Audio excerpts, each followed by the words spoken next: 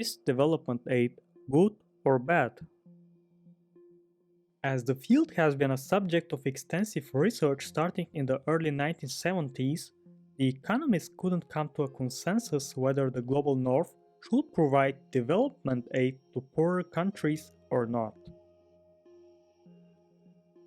Jason Hickel from the London School of Economics states that the global south doesn't need charity but justice.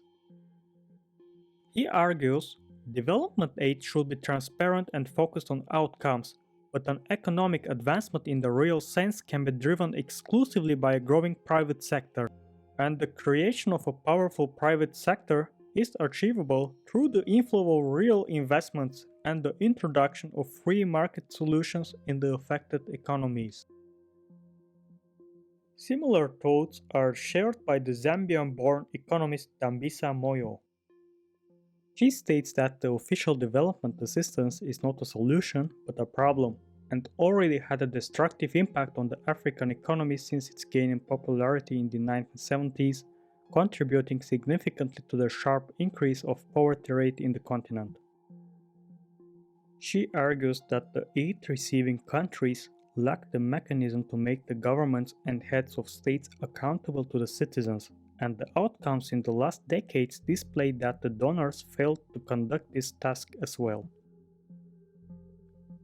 Although recognizing their crucial importance, Moyo warns that humanitarian aid itself and similar bandage solutions are not creating the conditions to facilitate the long-term growth these economies strive for.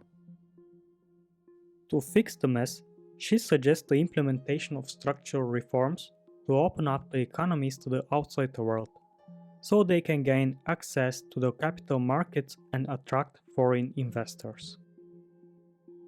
Furthermore, she emphasized the need for a broader political participation by the African people to make their governments deliver the services expected from a state authority. The Nobel Prize winner of 2015, Angus Deaton, disagrees with the idea of random money injection into the countries of the global south as well. But Deaton accentuates several factors that got neglected by numerous economists that see the root of the problems exclusively in the widespread corruption, lack of accountability, and weak institutions in those countries. He makes a comparison between the countries of the global north, where the states collect the taxes from its citizens, and the aid-receiving countries that don't or can't rely on tax revenues. If there is enough external money inflow to make the state stay afloat, the government officials or heads of states do not put much effort to build an effective tax collection system, infrastructure, and effective institutions. Moreover, Deaton criticized the foreign policy of the donors that prefer to give aid to strategic allies and force trade agreements upon developing countries, which additionally roadblocks their advancement efforts. A prominent name defending the opposite view is Jeffrey Sachs. He claims that portraying Africa as a major recipient of tremendous sums of development aid is inaccurate.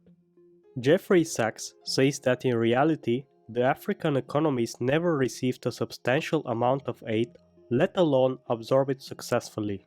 Therefore, the ones to be held responsible for the failed development policies are not only the African leaders, despite the prevalence of corrupt governments, but also the donors that provided too little. Furthermore, it has been reported that aid increases economic growth in the short term, but the fluctuation of aid sums in the case of long-term dependencies hurt the ability of the state to plan its expenses and expected inflows, especially if the aid influx makes up a substantial share of an economy. Finally, the research is analyzing whether a combination of good circumstances, including free trade, low budget deficits, and low inflation with development aid, lead to economic growth, came to antithetical conclusions.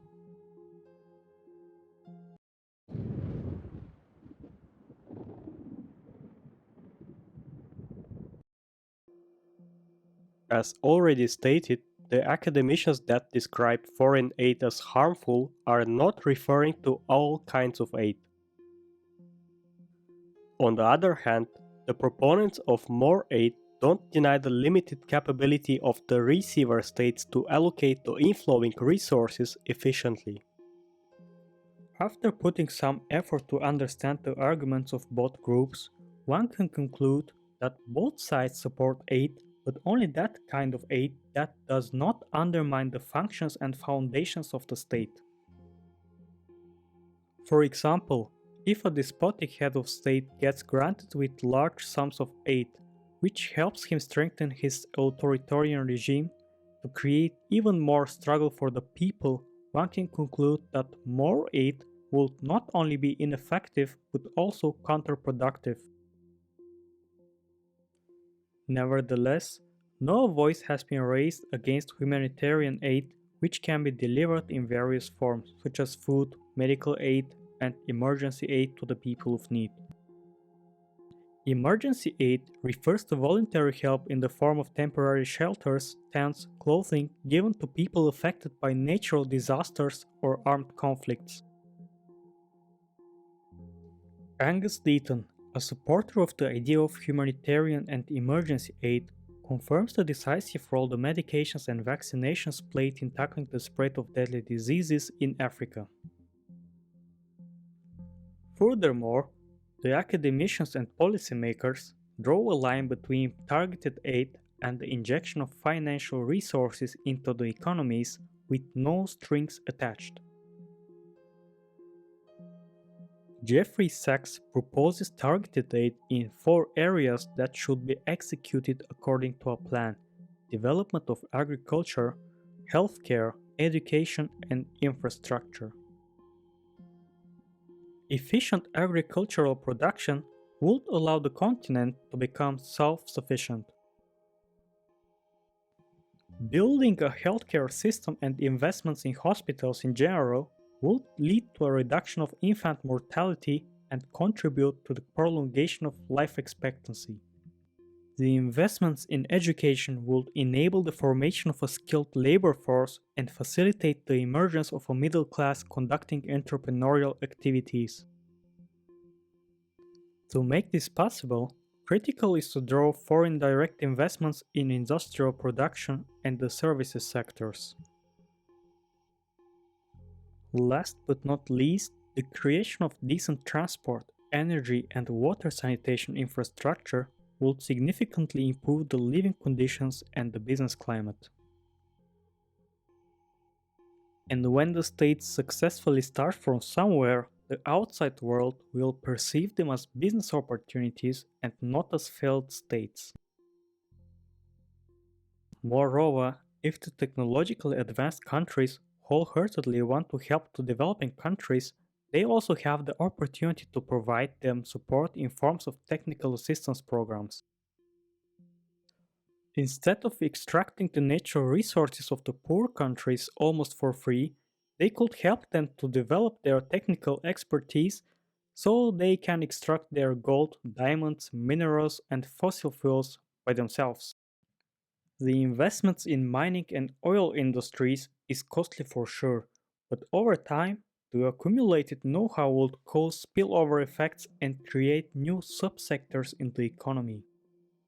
If a country is a key producer of a product, it can even influence the price of that product on the global markets, as it is the case with Iran, the supplier of 90% of the world's saffron. 2 examples from the agricultural sector.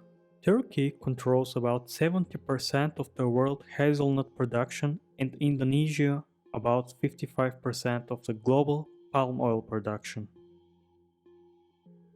Although their territory hosts the largest plantations for the production of the mentioned products, the prices are determined to a large extent by multinational companies such as the chocolate producer Ferrero. As we can see, the price determinants once again remain the multinationals from the global south. Accordingly, without freedom in their policy making and decision taking, the developing countries can't fully unfold their potential. Evaluating all that information, can we claim that charity is a solution to the issues of the global south? It looks like the answer is a no, with a negotiation of fair trade conditions and doing business as equal partners could be a part of the solution. Another field where one can observe the impure intentions of the donor countries towards the aid receivers is in the field of international relations. To receive development aid, a poor state can be forced from a donor to support its policy in the United Nations General Assembly or similar institutions. Instead of being motivated by good intentions and aiming to help the people, the donors may instrumentalize aid, a practice that is obviously counterproductive in fighting poverty and corruption. Another problematic thing about development aid is the way it is measured. For example, if we see in the headlines that a certain country has received $10 billion in development aid, we would say, wow, that's a huge amount. But if the money is provided to be used exclusively for construction projects, and the companies to build the bridges and roads are to be chosen only among the Western multinational companies, suddenly the whole picture looks different. In reality, only a fraction of the development aid may benefit the local people, but lots of money could sink into the pockets of the multinationals. Hence, it's not only important how much money flows into a country, but also how much of it stays there. Another approach to development aid can be from the perspective of behavioral economics. The theory of mental accounting, a concept coined by the economist Richard Taylor, implies that people tend to think about money in relative terms. Accordingly, they mentally group their expenditures into different categories: housing, food, holiday, where every type of expenditure has its own budget. In the same way, people treat windfall money, which can be in the form of inheritance, lottery money, or something else, different than earned money from their 9 to 5 jobs. Thus, people value the money earned by hard work more than money as external influx. Abhishek Parajuli, if you someday watch this video, please excuse me if I'm pronouncing your name wrong. So, he explains in his TED Talk that people in the aid receiving countries don't care that much what happens with the aid delivered from the outside because it's not their money, meaning it's not tax money. Government officials or leaders, on the other hand, don't consider twice whether they should buy a new yacht, even when the majority of the population is starving, because in their mental account the money comes from somewhere else.